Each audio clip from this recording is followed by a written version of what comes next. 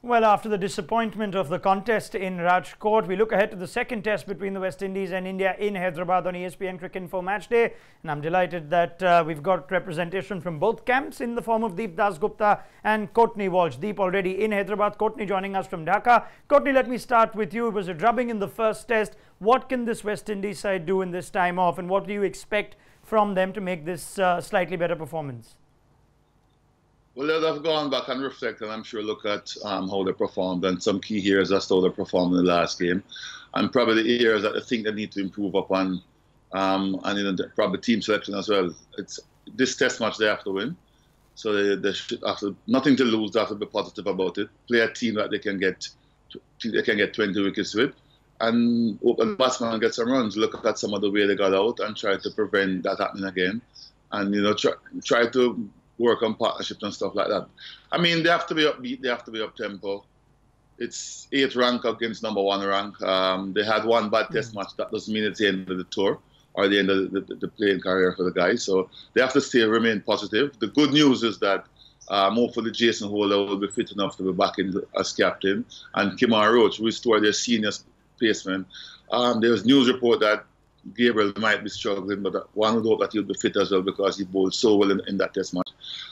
So I'm thinking that if those 3 guys are fit enough, with Roach and Jason in, they bat a little bit deeper, they could have the luxury of playing the extra spinner so that they have a lot to look forward to and to be competitive in the test match and just go in there fearless and with the approach of winning it. Okay, we'll come to your team selection in just a bit. Let me get Deep's comments too. And as India did in the first test too, Deep, they've announced a 12-member team ahead of this test and no changes. So no place for Mayank Agarwal or Mohammad Siraj. And if you look at the team that you've picked, you've gone with no changes. You expect the wicket in Hyderabad to assist with some turn. And is this an opportunity missed to try out someone like Mayank Agarwal ahead of the Australia tests? Not really.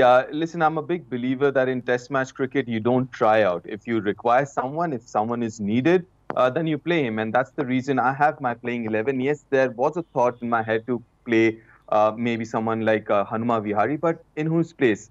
Unfortunately, in the last test match, KL Rahul didn't get too many runs, neither did Ajinkya Rahane. So obviously, you can't really kind of find a place for Hanuma Vihari because the only person I see the first test playing or might play would be Hanuma Vihari if the team management chooses to go with an extra batsman like they did in the last test in England.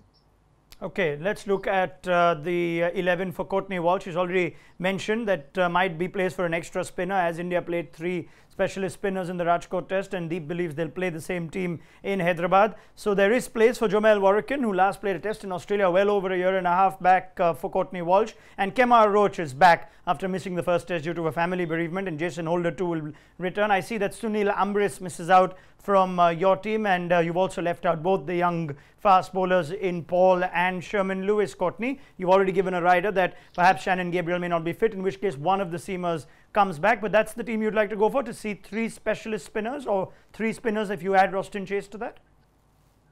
Well, the reason why I've gone for that team is because you have to try to win this test match to level the series. You've got to be positive with the outcome. Jason Holder comes in and he bats, he's the captain, and Kemar Roach is a senior fast bowler. So if you have those 2 guys in along with Gabriel, then you have 3 seamers. Unfortunately, Ambrish, I'm not leaving him out because he didn't get any runs, but I'll leave him out because of the condition of the test match and one that we have to win. So you have to try to equip yourself with all the bowling options that you have to try to get the 20 wickets. And the batsmen will just have to settle down and bat. With Roach, Bishu and Jason in the team, the tail is probably a little bit deeper than it was in the last test match. So I'll be banking on their experience, and I'm hoping to get 20 wickets. Deep, you've been calling this series. You saw that West Indies batting performance. What would you like seeing addressed to at least have a better contest in this test match? Application, a little bit of fight. That's what I would expect the West Indies batsmen. Because they've been in India for a bit now. They've played 1 test match, 2 innings, and that practice game before that as well. And just a little bit of fight. That's about it. I mean, self-pride, call it, or pride to play for the Windies team. And that's all I want to see. And you haven't been to the ground, I know, so you haven't seen the pitch. But traditionally, Hyderabad, will this be as big a toss as Rajkot? Well, yes, could be. Hyderabad traditionally, again, helps the spinners a bit. Well, I still think it might not help as much as maybe some other test series that I've seen. this might still be a better pitch for the batsman, and it might not just break up in the first couple of days. So it'll be comparatively a better batting pitch, but end of the day, it traditionally does help the spinners. Don't forget to like, share, subscribe, and leave your comments in the comment section below.